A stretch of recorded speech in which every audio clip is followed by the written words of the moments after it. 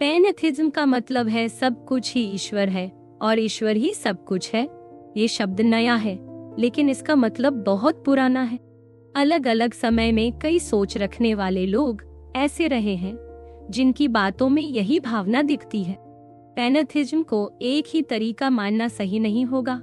ये बहुत सारे अलग अलग विचारों का एक समूह है जिसमें सबका सोच थोड़ा थोड़ा अलग हो सकता है। इसी वजह से किसी एक पक्की परिभाषा या किसी एक लिस्ट में सभी को जोड़ना मुमकिन नहीं है। बहुत सारे लोग पैनेथिज्म को अपनाने या नकारने में काफी बहस भी करते हैं, लेकिन असली बात यह है कि इसके मतलब और दायरे को लेकर कोई साफ सहमति नहीं है। इसी वजह से पैनेथिज्म के बारे में जो भी कहा जाए वो सबके लिए पूरी तरह सही नहीं हो सकता, लेकिन इसकी कुछ बातें और मुद्दे आसानी से समझे जा सकते हैं।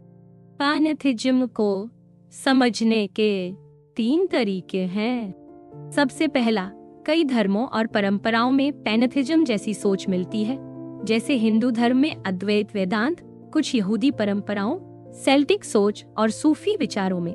दूसरा, कई लेखकों और कवियों की रचनाओं में भी ये भावना दिखाई देती है, जैसे Goethe, Coleridge, Wordsworth, Emerson, Walt Whitman, D.H. Lawrence और रॉबिन्सन जेफर्स की रचनाओं में। यही नहीं, आजकल के कई मशहूर वीडियो में भी पैनेथिज्म की थीम मिलती है, जैसे स्टार वॉर्स, अवतार और द लायन किंग। तीसरा, पैनेथिज्म को दार्शनिक नजरिए से भी देखा जा सकता है, जिसमें इसके विचारों को गहराई से समझने और परखने की कोशिश होती है। पैनेथिज्म के पक्ष में कई तरह की दलीलें दी जाती हैं। इन्हें 2 हिस्सों में बांटा जा सकता है। पहला, जब किसी के मन में धार्मिक अनुभव से ये भावना आती है कि ईश्वर दूर नहीं बल्कि हमारे आसपास की हर चीज में है। हमें लगता है कि जो कुछ भी हमारे चारों ओर है उसमें ही ईश्वर का अनुभव होता है। हम प्रकृति या लोगों में हर जगह ईश्वर को महसूस करते हैं। दूसरी तरफ कुछ लोग तर्क और सोच से ये मानते हैं कि ईश्वर और यह सारा ब्रह्मांड एक ही चीज है। धीरे धीरे यह सोच छोटे दायरे से बढ़कर सब जगह में फैल जाती है। दूसरे तरह की दलीलों में बात किसी ऐसे विचार से शुरू होती है जो थोड़ा कठिन या गहरा लगता है, लेकिन धीरे धीरे सोचते हुए ये बात साफ हो जाती है कि वही विचार पूरी सच्चाई को समेटे हुए है। यहाँ सबसे ज्यादा बात ईश्वर या एक परफेक्ट अस्तित्व की होती है, जिसमें पैनेथिज्म का विचार अपने आप सबसे आखिर में आता है। पहली बात यह है कि जब कहा जाता है कि ईश्वर हर जगह मौजूद है, तो कई बार ये कहना मुश्किल हो जाता है कि ईश्वर हर चीज में है और ये कहना कि ईश्वर ही सब कुछ है, इसमें फर्क क्या है? अगर ईश्वर सच में हर जगह है, तो किसी भी चीज का ईश्वर के बाहर होना बहुत मुश्किल है। कुछ लोगों के लिए ईश्वर की मौजूदगी मतलब ही जगह या स्पेस है, यानी सब जगह वही है। दूसरी बात यह है कि जब कहा जाता है कि ये सारा संसार हर पल ईश्वर के बनाए बिना नहीं चल सकता, तो इसका मतलब ये निकलता है कि सब कुछ पूरी तरह ईश्वर पर निर्भर है, अपनी कोई अलग पहचान नहीं है। अगर ईश्वर ही हर चीज के हर बदलाव को बनाता है, तो फिर असली ताकत उसी की है और बाकी सब उसी से जुड़े हुए हैं। तीसरी बात यह है कि ईश्वर का सब कुछ जानना असल में उसी के जैसा है, क्योंकि अगर ईश्वर की जानकारी और दुनिया में कोई फर्क ही नहीं है, तो दोनों एक ही बात हुए। अगर दोनों को अलग करें तो ईश्वर को दुनिया पर निर्भर होना पड़ेगा, जो आमतौर पर लोग मानना नहीं चाहते। चौथी और आखिरी बात यह है कि कुछ दार्शनिक सोचते हैं कि हर चीज का अस्तित्व एक ऐसी सच्चाई में मिलता है जो किसी और पर निर्भर नहीं है। अगर कोई ऐसी चीज है जो बिल्कुल ही अपने दम पर है, तो वो हर चीज में समाई हुई है और वही सच्चा ईश्वर है।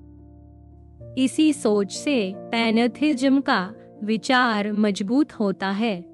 पैनेथिज्म में ये कहा जाता है कि ईश्वर और कुदरत एक ही हैं, लेकिन असली सवाल ये है कि दोनों को एक मानना आखिर किस तरह से समझा जाए। इसे समझने के लिए पहचान और एकता के तर्क पर गौर करना जरूरी है। कई पैनेथिस्ट लोग मानते हैं कि ईश्वर और ये दुनिया एक ही है, लेकिन साथ ही उनमें फर्क भी है। कुछ सोचने वाले मानते हैं कि ईश्वर हर जगह मौजूद है, हर चीज में है, लेकिन फिर भी उसका असली रूप सबसे अलग है। उनके हिसाब से ईश्वर का असली होना और हर चीज में दिखना, दोनों बातें साथ साथ चलती हैं। कुछ लोग समझाते हैं कि ईश्वर और दुनिया का रिश्ता वैसा है जैसे खाना और खाने वाला आपस में जुड़े हैं, दोनों एक दूसरे में मिल जाते हैं, लेकिन फिर भी दोनों की पहचान अलग बनी रहती। ये भी कहा गया है कि असली और सीमित चीजों में फर्क तो है, लेकिन आखिर में सब कुछ उसी एक में मिलता है। इसी तरह कुछ लोग सोचते हैं कि ईश्वर और प्रकृति को दो अलग नजरों से देखा जा सकता है, लेकिन असल में दोनों एक ही हैं। कुछ लोग ये भी मानते हैं कि अगर पूरी दुनिया ईश्वर ही नहीं है तो पैनेथिज्म का असली मतलब नहीं रह जाता। अगर ईश्वर का कुछ हिस्सा ही दुनिया है और बाकी उससे अलग है, तो वो सोच पैनेथिज्म नहीं कहलाएगी।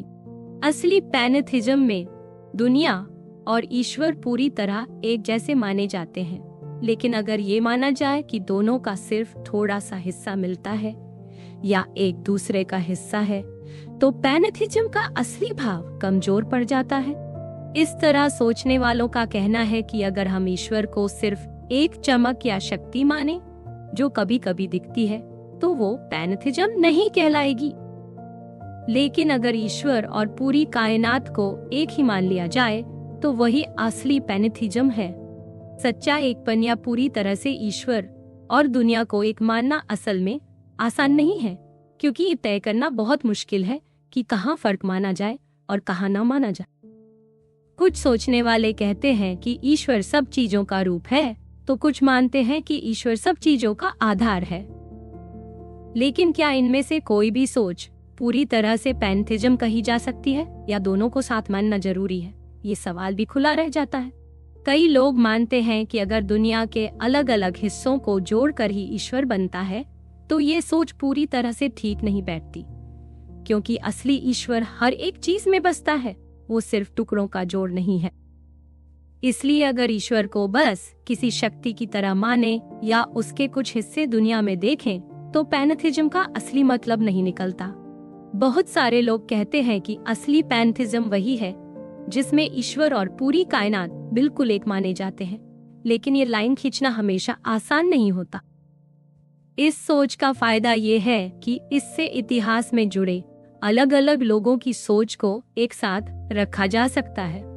अगर हम बस इतनी सख्त पहचान पर टिक जाएं कि ईश्वर और दुनिया में जरा भी फर्क नहीं हो सकता, तो असली भावना पीछे छूट सकती है, जो ये कहती है कि हमें अपने चारों ओर जो भी सच्चाई दिखती है उसमें ही ईश्वर का अनुभव होता है।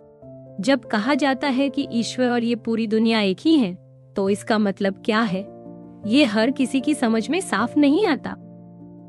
कई बार लोग इसका अलग अलग मतलब निकालते हैं। कुछ लोग मानते हैं कि दुनिया में जो भी है वो एक ही चीज का रूप है, जिसे ईश्वरीय प्रकृति कहते हैं। हर चीज उसी एक का हिस्सा है, लेकिन वो हिस्से भी बिल्कुल वैसे ही नहीं होते जैसे आम तौर पर हिस्से होते हैं, क्योंकि यहाँ हर चीज उस एक से जुड़ी हुई है, पूरी तरह अलग नहीं हो सकती। कुछ सोचने वाले ये भी कहते हैं कि ईश्वर सिर्फ हर चीज का जोड़ नहीं है, बल्कि हर चीज का असली आधार है और हर हिस्से में उसी की झलक है। जैसे किसी कमरे में आवाज हर कोने से सुनाई देती है, या जैसे आईने के 1000 टुकड़े होने पर भी हर टुकड़े में पूरी तस्वीर दिखती है, उसी तरह हर चीज में उसी एक की झलक है।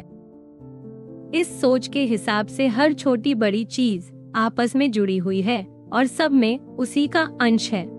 पश्चिमी सोच में पैनेथिज्म की चर्चा ज्यादातर स्पिनोजा की वजह से होती है, लेकिन जरूरी नहीं कि हर पैनेथिस्ट एक ही तरह का सोच रखता हो। बहुत सारे लोग मानते हैं कि ईश्वर और कायनात एक ही हैं, लेकिन ये मानना जरूरी नहीं कि वो किसी एक चीज के रूप में ही मौजूद है। कुछ लोग इसे अलग तरह से भी समझते हैं। कुछ लोग मानते हैं कि ईश्वर कोई अलग चीज नहीं है, बल्कि खुद होना ही है, यानी जो भी चीज है उसमें और उसके होने में ईश्वर अलग नहीं है। इस सोच में ईश्वर हर चीज के अंदर है, उसी की जड़ में है और उसके बिना कुछ भी नहीं है। कुछ लोग कहते हैं कि ईश्वर और हर चीज का होना एक ही बात है, दोनों को अलग नहीं किया जा सकता। ये सोच अलग अलग धर्मों में भी मिलती है, जिसमें कहा गया है कि असली अस्तित्व तो सिर्फ ईश्वर का है, बाकी सब उसी का रूप है। एक तीसरा तरीका ये है कि सब कुछ ईश्वर से ही निकला है, इसलिए सब एक ही जड़ से जुड़ा है। कई सोचने वाले मानते हैं कि सारी दुनिया ईश्वर से ही पैदा हुई है, इसी वजह से सब में एकपन है। कुछ सोच में ये फर्क भी बताया गया है कि क्या ये सब कुछ एक जगह से बहकर निकला है या उसे किसी कलाकार की तरह बनाया गया। अगर सब कुछ ईश्वर से ही निकला है तो वो ईश्वर से अलग नहीं हो सकता। कुछ लोग मानते हैं कि ईश्वर ही सब चीजों का कारण है और हर चीज उसी से पैदा होती है, इसलिए सब कुछ उसी का हिस्सा है। इसी सोच की वजह से कई बार पैनेथिज्म पर यह सवाल उठता है कि इसमें इंसान की अपनी मर्जी या आजादी कहाँ रह जाती है, क्योंकि अगर सब कुछ ईश्वर से ही है तो सब कुछ तय है। यही बात कई बार पैनेथिज्म के खिलाफ कही जाती है। कुछ सोचने वाले मानते हैं कि इस दुनिया का असली मकसद या मंजिल आखिर में ईश्वर से एक हो जाना या उसी को पूरी तरह जाहिर करना है। यानी जब सब कुछ अपने आखिरी रूप में पहुंचेगा तब सब कुछ ईश्वर बन जाएगा या ईश्वर में मिल जाएगा। कुछ लोग मानते हैं कि दुनिया धीरे धीरे आगे बढ़ती है और आखिरकार ईश्वर की ओर ही जाती है, जैसे हर चीज का मकसद एक ही है। ये भी कहा जाता है कि अगर कोई चीज ईश्वर में मिल सकती है तो वो असल में शुरू से ही उससे अलग नहीं है, वो बस समय के साथ उसमें मिलती चली जाती है। यानी असली पहचान वही है जो किसी चीज की मंजिल है, सिर्फ अभी जैसा दिखता है वही उसकी सच्चाई नहीं। आमतौर पर प्रकृति और ईश्वर दोनों अलग अलग समझे जाते हैं, लेकिन अगर दोनों को एक ही माना जाए तो किसी एक या दोनों के मतलब को अलग ढंग से समझना पड़ेगा। पैनेथिज्म में यही माना जाता है कि पूरी कायनात एक ही है और सब कुछ एक ही साथ जुड़ा हुआ है। कुछ लोग मानते हैं कि दुनिया की हर चीज में ईश्वर है और कुछ कहते हैं कि पूरी कायनात एक साथ मिलकर ही ईश्वर है। ज्यादातर पैनेथिस्ट इसी बात पर जोर देते हैं कि सच्चाई बस एक ही है और उसी में सब कुछ मिल जाता है। यह भी पूछा जाता है कि दुनिया का एक होना ही ईश्वर से जुड़ने की शर्त है या फिर जब उसे ईश्वर माना जाता है तभी वो एक मानी जाती है। कुछ लोग सोचते हैं कि सब चीजें आपस में इतनी जुड़ी हैं कि पूरी दुनिया को एक बड़ा सच मानना पड़ता है, इसलिए वो ही ईश्वर है। कुछ सोचने वाले मानते हैं कि असली एकता तो ईश्वर की है और दुनिया की हर चीज उसी एक से निकली है। पैनेथिज्म में एकता की भावना अलग अलग हो सकती है। कभी इसे बहुत गहरी एकता के तौर पर देखा जाता है जिसमें कोई फर्क नहीं बचता, तो कभी इसे एक साथ जुड़े अलग अलग हिस्सों की तरह समझा जाता है। ज्यादातर सोच में 4 तरीके की एकता देखी जाती है। पहला, पूरी दुनिया में एक जैसे नियम और कायदे चलना। दूसरा, सब कुछ एक ही चीज से बना होना। तीसरा, पूरी कायनात का एक जिंदा जीव की तरह होना। और चौथा, एक सोच या आत्मा की तरह सब कुछ का जुड़ा होना। पैनेथिज्म में यह माना जाता है कि पूरी कायनात ही ईश्वर है, लेकिन बाकी बातों में सब एक जैसा नहीं सोचते। इसमें 3 तरह की मुख्य सोच मिलती है। पहली, कुछ लोग मानते हैं कि सब कुछ भौतिक है, यानी सिर्फ वही सच है जो हम देख सकते हैं या जो चीजें बनी हुई हैं। आत्मा या चेतना भी बस एक किस्म की शक्ति है जो प्रकृति में फैली हुई। आजकल भी ऐसे लोग हैं जो यही मानते हैं और इसे वैज्ञानिक या प्राकृतिक पैनेथिज्म कहते हैं। दूसरी सोच यह है कि असली सच्चाई तो आत्मा या मन है, सब कुछ उसी से निकला है और जो भी अलग अलग चीजें हैं वो उसी एकता का रूप है। इस सोच के हिसाब से जो भी हमें दिखता है वो असली आत्मा या चेतना का ही अलग अलग रूप है। तीसरी सोच ये है कि असलियत एक ही है, लेकिन उसे 2 तरह से समझा जा सकता है। एक तरफ सोचने वाली चीज और दूसरी तरफ फैली हुई चीज, दोनों एक ही की अलग अलग झलक। इस सोच को समझना थोड़ा मुश्किल है क्योंकि इसमें ना तो पूरी तरह 2 अलग अलग चीजें मानी जाती हैं, ना ही सब कुछ एक ही चीज में समा जाता है। पैनेथिज्म ये मानता है कि जो भी कुछ है सब कुछ ईश्वर के अंदर ही है और इसी वजह से वो ऐसी सोच से अलग हो जाता है जिसमें दुनिया के अलावा कोई दूसरी अलौकिक शक्ति मानी जाती है। लेकिन पैनेथिज्म ये भी नहीं मानता कि बस वही चीजें सच हैं जो हमें पता है, क्योंकि हो सकता है कायनात में बहुत कुछ ऐसा हो जो हमारी समझ में ना आए। कुछ सोचने वाले मानते हैं कि ईश्वर की असलियत और कायनात की गहराई हमारी सोच से कहीं ज्यादा बड़ी है, और जो कुछ भी है वो सब उसी एक सच्चाई में समाया हुआ है। पैनेथिज्म पर सबसे बड़ा सवाल ये उठता है कि क्या वाकई पूरी दुनिया को ईश्वर कहना सही है? कुछ लोग मानते हैं कि ऐसा कहना ईश्वर का असली मतलब कम कर देता है और बस दुनिया को ही नया नाम दे देता है। कई बार ये भी कहा जाता है कि अगर हम कायनात को ही ईश्वर कह दें तो उसमें कोई खास बात नहीं बचती, ये बस भावनाओं में बहना है। इस सोच के हिसाब से पैंथिज्म और नास्तिकता में बस इतना फर्क रह जाता है कि एक तरफ लोग दुनिया से खास जुड़ा महसूस करते हैं, यानी बात बस हमारी भावनाओं की हो जाती है, असली सच्चाई की नहीं। लेकिन कुछ लोग ये भी मानते हैं कि जब हम किसी चीज को ईश्वर मानते हैं तभी उसके लिए सम्मान या भावना आती है, उल्टा नहीं। धार्मिक सोच इंसान को ये एहसास देती है कि उसकी इस बड़ी कायनात में भी अपनी एक जगह है, वो भी किसी बड़े मकसद का हिस्सा। पैनेथिज्म में भी ऐसा ही है। जब कोई खुद को पूरी प्रकृति या दुनिया का हिस्सा मानता है तो उसे खुद को उस बड़े सच से जुड़ा हुआ महसूस होता है। जैसे किसी पेड़ के पत्ते या जंगल के जानवर आपस में जुड़े रहते हैं, वैसे ही हर इंसान इस पूरी कायनात से जुड़ा है। कई पैनेथिस्ट मानते हैं कि पूरी कायनात अनंत है, उसमें कोई सीमा नहीं है, वो हमेशा से थी और हमेशा रहेगी। इसी वजह से उन्हें लगता है कि ये कायनात ही असली ईश्वर है, क्योंकि उसमें वही सारी खूबियां हैं जो आमतौर पर ईश्वर में मानी जाती। लेकिन आजकल कुछ सोच ऐसी भी है जो मानती है कि अगर कायनात की कोई सीमा हो या उसमें कुछ चीजें पक्की ना हो, तब भी उसे ईश्वर मानना गलत नहीं है, क्योंकि पैंथिज्म की असली भावना बाकी वजहों से भी पूरी हो जाती। ऐसे में जो लोग सिर्फ विज्ञान पर ही भरोसा करते हैं, उनके लिए कायनात को अनंत या हमेशा रहने वाली मानना थोड़ा मुश्किल है। फिर भी पैनेथिस्ट मानते हैं कि दुनिया में एक तरह की परिपूर्णता है जो उसे खास बनाती है। सबसे पहली बार इस तरह की सोच पुराने समय के दार्शनिक अनाक्सिमांडर के विचारों में दिखती है, जो मानते थे कि पूरी दुनिया एक ऐसी अनंत और असीम शक्ति से बनी है जिसका कोई ठोस रूप नहीं है।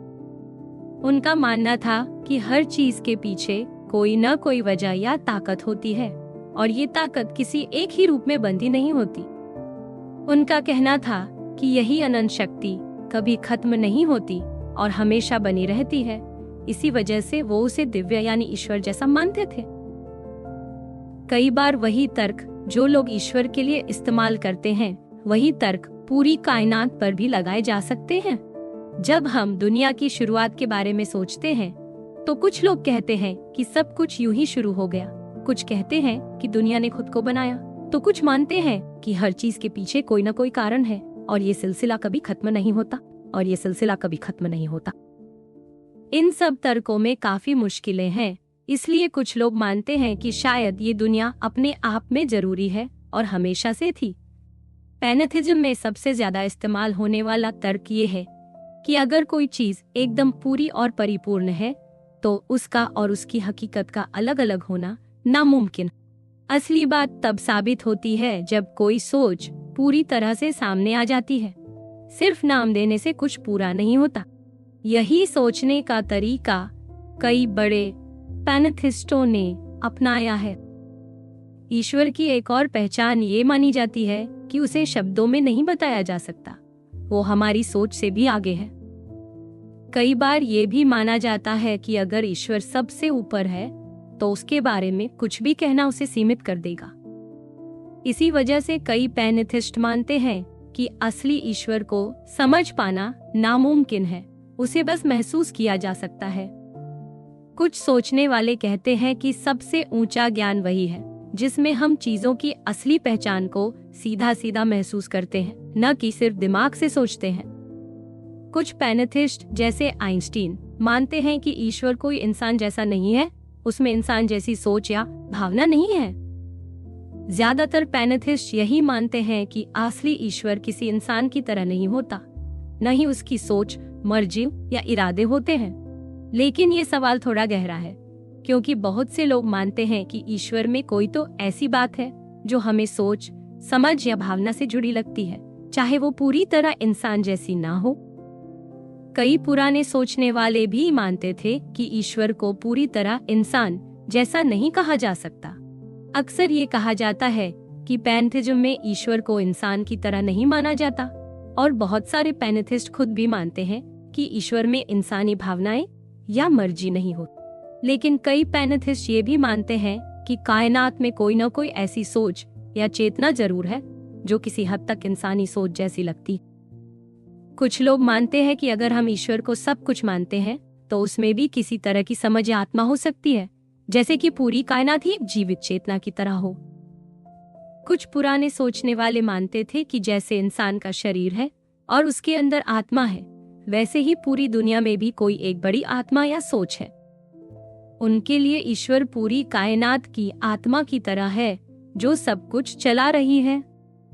कुछ सोचने वाले ये भी मानते हैं कि ईश्वर एक अनंत बुद्धि है जिसमें सब कुछ समाया है, लेकिन उसमें इंसान जैसी मर्जी या इच्छा नहीं है। ऐसे में हम ईश्वर को चाह सकते हैं, लेकिन ईश्वर हमें वैसे जवाब नहीं देगा जैसे इंसान देता है। कुछ सोच के लोग मानते हैं कि हर चीज में छोटी या बड़ी कोई ना कोई आत्मा होती है, जैसे पेड़ पौधे, इंसान या यहाँ तक कि तारे ग्रह भी अपनी तरह की चेतना रखते हैं और सबसे ऊपर वही चेतना ईश्वर है। कुछ और लोग मानते हैं कि असली सच बस अनुभव का एक बड़ा बहाव है जिसमें हम सब शामिल हैं और उसी को ईश्वर या सबसे बड़ी आत्मा कह सकते हैं। लेकिन कुछ लोग इस सोच से सहमत नहीं हैं कि ईश्वर पूरी तरह इंसानी जैसा हो सकता है, क्योंकि इससे इंसान की अपनी पहचान भी गुम हो सकती है। इसी वजह से कई पैंथेइस्ट मानते हैं कि अलग अलग लोगों के विचार या अनुभव मिलकर ही उस सबसे बड़ी चेतना का हिस्सा बनते हैं, जैसे शरीर के अलग अलग हिस्से मिलकर पूरा इंसान बनाते हैं। सबसे अहम बात ये मानी जाती है कि ईश्वर को लोग सबसे अच्छा और सबसे परिपूर्ण मानते हैं, उसी वजह से वो पूजे जाने लायक है। अब सवाल ये है कि क्या पैंथेइज्म में पूरी कायनात को भी इतना ही कीमती और पूजनीय माना जा सकता है? कुछ पैंथेइस्ट मानते हैं कि अगर हम परंपरागत सोच को बढ़ाकर देखेंगे तो कायनात भी उतनी ही कीमती हो जाती है। कई लोग मानते हैं कि जब हम एकता की बात करते हैं तो उसका मतलब होता है कि सब कुछ आपस में गहराई से जुड़ा है, और जहां सब कुछ पूरा और संतुलित हो वही सबसे बड़ा अच्छा है। कुछ लोगों के लिए पैंथेइज्म हमें ये एहसास दिलाता है कि प्रकृति ही हमारा असली घर है और हमारी भलाई इसी में है कि हम प्रकृति से जुड़कर जिए। वहीं कुछ वैज्ञानिक सोच वाले पैंथेइस्ट मानते हैं कि प्रकृति की कोई अपनी कीमत नहीं है, बस हमें उससे प्यार है, इसलिए हम उसे इतना मानते हैं। पैंथेइज्म को लेकर सबसे बड़ा सवाल ये भी उठता है कि अगर ईश्वर हर चीज में है तो फिर इस दुनिया में बुरा क्यों होता है? अगर सब कुछ ईश्वर का ही रूप है तो सब कुछ अच्छा ही होना चाहिए, जबकि असलियत में ऐसा नहीं है। इसी वजह से कई लोग मानते हैं कि अगर सब कुछ ईश्वर ही है तो अच्छाई बुराई की असली पहचान भी गुम हो जाती। कुछ सोचने वाले मानते हैं कि जिस तरह इंसान बुराई को अपनी छोटी सोच की वजह से देखता है, वैसे ही अगर पूरी सच्चाई को देखा जाए तो शायद सब कुछ अच्छा ही लगे। उनके हिसाब से जो भी बुराई या गलती हमें दिखती है वो हमारी सीमित समझ की वजह से है, वरना असली सच्चाई में हर चीज का अपना एक सही मतलब होता है। कुछ पैंथेइस्ट मानते हैं कि अच्छाई बुराई की बात हमारे अपने फैसलों और कर्मों से भी जुड़ी है और इसी से पूरी कायनात का संतुलन बना रहता है। हर पैंथेइस्ट ये नहीं मानता कि पूरी कायनात का हर हिस्सा एक जैसी कीमती है, लेकिन अगर कोई ऐसा मानता भी है तो इसमें एक उलझन सी आ जाती। अगर ईश्वर ही सब कुछ है और हर चीज में उसकी झलक है तो क्या सब कुछ बराबर कीमती हो जाता है? कई लोगों को ये सोच बहुत अजीब लगती है, लेकिन पैंथेइस्टों का मानना है कि जरूरी नहीं कि हर चीज में ईश्वर या उसकी खूबसूरती एक जैसी दिखे। जैसे पूरी कायनात खास है, वैसे ही कुछ चीजें और लोग हमें ज्यादा करीब और कीमती लग सकते हैं। हर छोटी बड़ी चीज में ईश्वर का हिस्सा हो सकता है, लेकिन उसकी गहराई और असर अलग अलग हो सकते हैं। ज्यादातर पैनेथिस्ट कुदरत और उसकी असलियत से गहरा प्यार और इज्जत रखते हैं। उन्हें लगता है असली सच्चाई जंगल, पहाड़, नदी, झरनों जैसी प्राकृतिक चीजों में ही ज्यादा है, शहर और मशीनों में नहीं। इस सोच में इंसान की बनाई चीजें अक्सर कुदरत की असली खूबसूरती से दूर कर देती हैं। पैनेथिस्ट मानते हैं कि असली कदर तो कुदरत की करनी चाहिए, उसकी रक्षा करनी चाहिए। इसी सोच से कई लोग पर्यावरण की चिंता करते हैं और कुदरत को पवित्र मानते हैं। लेकिन ये आसान नहीं है कि हर पेड़, नदी या पत्थर को इंसान या जानवर की तरह समझा जाए। फिर भी पैनेथिस्ट मानते हैं कि हर चीज की अपनी जगह और इज्जत है।